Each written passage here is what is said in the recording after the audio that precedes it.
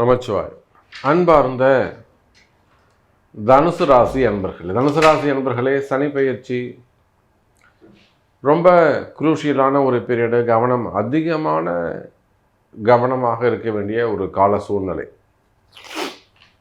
இப்போ தனுசு ராசியை பொறுத்தவரையிலும் மூல நட்சத்திரம், பூராடம், உத்திராடம் கொஞ்சம் பரவலாமல் இருக்கும். சூரியனுடைய நட்சத்திரம். சுக்கிரனும் கேதுவும் சனியுடைய பார்வைக்கு தாங்க முடியாது. அவங்க ரொம்ப நடுங்கி போயிடுவாங்க அல்லது உடஞ்சி போயிடுவாங்க. ஏன்னா இப்போ தனுசு ராசியில் அதிகமாக இருக்கக்கூடிய பாதங்கள்னு பார்த்தா மூல நட்சத்திரம் 4 பாதங்கள், பூராடம் 4 பாதங்கள். அப்போ மூலம் பூராடம் இந்த 2 நட்சத்திரமே கேர்ஃபுல்லாக இருக்க வேண்டும். நிறைய அனுபவங்கள் இருக்கலாம், அவங்களுக்கு நிறைய விஷயங்கள் நடந்திருக்கும். நமக்கு வரக்கூடிய ஃபோன் கால்ஸ் நம்ம பேசும்போதே அவங்களுக்கு சொல்கிறோம், சார் ஒரு சப்ஜெக்ட் சொல்லுவாங்க, சார் இந்த மாதிரி ஃபேமிலி ப்ராப்ளம் இல்லைவாங்க, பிஸ்னஸ் ப்ராப்ளம் இல்லைவாங்க, சார் நீங்கள் வந்து தனுசு ராசியா, பூராடம் நட்சத்திரமா, தனுசுவான்னு கேட்டால் அப்படியே ஆஃப் ஆகிடுவாங்க. அப்போ அந்த அளவுக்கு உலகம் முழுவதும் நம்ம தனுசு ராசி என்பதோட ஒரு நெருங்கி பழகிக்கிட்டு இருக்கோம். அவங்களுக்கு நிறைய வழி காமிச்சிக்கிட்டு இருக்கோம், நிறைய அவங்கள கை கொடுத்து மேலே தூக்கி கொண்டு வந்துட்டுருக்கோம். நிறைய பரிகாரங்கள் அவங்களுக்காக செய்கிறோம், நிறைய சப்போர்ட் பண்ணுறோம் தனுசு ராசிக்கு. அப்போ இந்த சூழ்நிலையில் வாக்கிய பஞ்சாங்கத்தின்படி நடக்கக்கூடிய சனி பெயர்ச்சி ரொம்ப முக்கியமான சனி பெயர்ச்சி. இதனால் வரையில உங்களுக்கு அதாவது 10ஆம் இடத்துல சனி இருக்காரா, 4ஆம் இடத்துல சனி இருக்காரா இல்லையான்ற மாதிரி இருந்ததில்ல. இப்போ 100% 4ஆம் இடத்துல சனி பகவான் இருக்காரு. இதோட கூட தனுசு ராசி என்பர்களே நீங்கள் நல்லா புரிஞ்சுக்கணும், இது நாள் வரையில் இந்த ஜூன் மாதம் வரையிலுமே கூட உங்களுக்கு ஒன்றும் பெருசாக பாதிப்பு ஏற்படாது. ஏன்னா 7ஆம் இடத்தில் குரு இருக்கிறார். பாதகஸ்தானத்தில் போய் உட்கார்ந்தாலுமே கூட பாதிப்பு இல்லாமல் இருக்கிறதுக்கே இவ்வளோ பாதிப்பு வந்திருக்கு. இன்னும் குரு வேற 8ஆம் இடத்துக்கு போய் மறைஞ்சிட்டார்னு சொன்னாக்கா ஏப்ரல் 2028 24/4/2028 வரை ஒரு 30 மாதம் 28 மாதம் ரொம்ப கவனமாக எச்சரிக்கையாக இருக்க வேண்டும். எல்லா இடத்துலையும் சரிதான். மெயினாக நம்பிக்கையான விஷயங்கள் கையெழுத்து போடுறது, ஜாமீன் போடுறது, வாக்குறுதி கொடுக்கறது, அல்லனா இதுக்கு நான் பாதுகாப்பு அப்படிங்கிறது, நிறைய இந்த சொத்து பத்துக்களை இந்த பினாமிஸ் மாதிரி கிட்ட இருந்து அவங்கள மெயின்டைன் பண்ணுறது, வாங்கின பொருளையோ சொத்தையோ பணத்தையோ திருப்பி கொடுக்கறது, அல்லது அதை இன்வெஸ்ட் பண்ணிட்டு ஏமாறுறது, share market, stock market, gold market, வெளியில் வந்து இந்த ஹவாலா பணங்கள்லாம் சொல்கிறாங்களே, இந்த மாதிரியான கேஷ் டிரான்சாக்ஷனு. அப்போ வந்து அது கோல்டு மார்க்கெட்டாக இருக்கலாம், ஷேர் மார்க்கெட்டாக இருக்கலாம், டெக்ஸ்டைல் பிஸ்னஸாக இருக்கலாம், பெரிய பெரிய ஷோரூமாக இருக்கலாம், மில்லுங்க வச்சு நடத்தக்கூடியவர்களாக இருக்கலாம். அதே போல் ரியல் எஸ்டேட் பண்ணக்கூடியவங்க, பில்டர்ஸு, கன்ஸ்ட்ரக்ஷன் ஃபீல்டில் பண்ணக்கூடியவங்க, மல்டி பிஸ்னஸ் பண்ணக்கூடியவர்கள், குரூப் ஆஃப் கம்பெனிஸு, கார்ப்பரேட்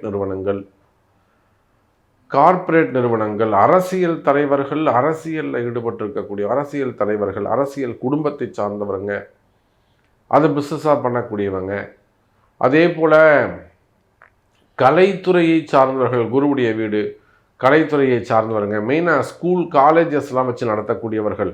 ஏன்னா அது வந்து குருவுடைய வீடு இல்லையா. டீச்சர்ஸு, ப்ரொஃபஸர்ஸு, ஸ்கூல் வச்சு நடத்தக்கூடியவங்க, காலேஜஸ் வச்சு நடத்தக்கூடியவர்கள், பெரிய பெரிய யூனிவர்சிட்டிஸ் வச்சு நடத்தக்கூடியவங்க, சின்ன ப்ளே ஸ்கூலில் ஆரம்பித்து யூனிவர்சிட்டிஸ் வரலாம், பெரிய யூனிவர்சிட்டிஸ் வச்சு நடத்தக்கூடியவங்க ப்ரைவேட்டாக. அதே போல் அரசு அதிகாரிகள், கவர்மெண்ட் ஜாப் பண்ணக்கூடியவங்க, கவர்மெண்ட்டில் பெரிய அரசு அதிகாரிகளாக இருக்கக்கூடியவங்க, கவர்னர் வரலாம் வச்சுக்கோங்க, IAS, IPS, secretary, chief secretary, so அந்த மாதிரி யூனியன் மினிஸ்டர்ஸ், அந்த மாதிரிலாம் எடுத்துக்கோங்களேன், கவர்னர்.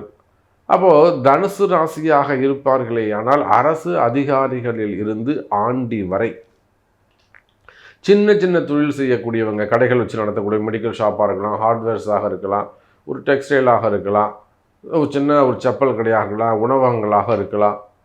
ஸோ சின்ன சின்ன கடைகள், ஒரு வெல்டிங் ஷாப்பு, ஒரு டீ ஷாப்பு, ஸோ இந்த மாதிரிலாம் ஒரு கேக் ஷாப்பாக இருக்கலாம், ஒரு பேக்கரியாக இருக்கலாம், ஸோ இந்த மாதிரி உணவு தின்பண்டங்களாக இருக்கலாம், ஃபுட் இண்டஸ்ட்ரியாக இருக்கலாம், ஹோட்டல்ஸாக இருக்கலாம், ரெசார்ட்ஸாக இருக்கலாம், சின்ன திரை, பெரிய திரை, நம்ம சினிமா துறையை சார்ந்தவர்களாக இருக்கலாம். அப்போ நீங்கள் யார் ஆன்மீகவாதிகளாக இருக்கலாம், அரசியல் தலைவர்களாக இருக்கலாம், ஆன்மீகத்தில் ஈடுபட்டிருக்கக்கூடியவங்களாக இருக்கலாம்.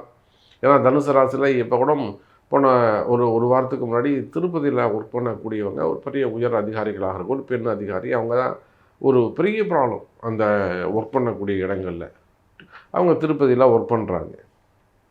அப்போது ஆன்மீகத்தில் ஈடுபட்டிருக்கக்கூடிய மடாதிபதிகளாக கூட நீங்கள் இருக்கலாம். அப்போ யாராக இருந்தாலும் தனுசு ராசி நேயர்களே, நீங்கள் தனுசு ராசியாக இருப்பீர்களே ஆனால் கவனம் தேவை என்பதை மனதில் எழுதி வைத்துக் கொள்ளுங்கள். இது என்னுடைய முகம் அப்படியே உங்களுக்கு ரிஜிஸ்டர் ஆக்கணும். சாமி சொல்லியிருக்காருங்க, ஐயா சொல்லியிருக்கிறாரு, வாராகி சொல்லியிருக்கிறா, என்னெல்லாம் என்னை தூக்கி குப்பையில் போடுங்க. வாராகி சொல்லியிருக்கிறா, வாராகியுடைய வாக்கு. அடுத்த ஒரு 26 28 மாதங்களுக்கு தனுசு ராசி கவனம் தேவை. இதில் நாம் எப்படி கவனமாக இருக்கணும்?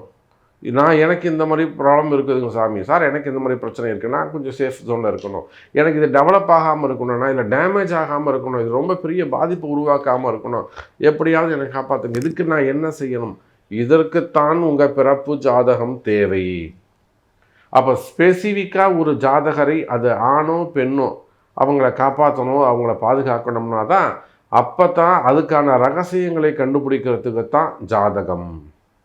அப்போ உங்கள் ஜாதகம் பார்க்கும்போது இதில் நம்ம எப்படி உங்களை ஒரு 2.5 வருஷம் நம்ம உங்களை தள்ளி கொண்டு போகிறது அப்படிங்கிறது நிச்சயமாக அந்த வழிகாட்டுதல் இருக்கும், அது கன்சல்ட்டிங் இருக்கும்.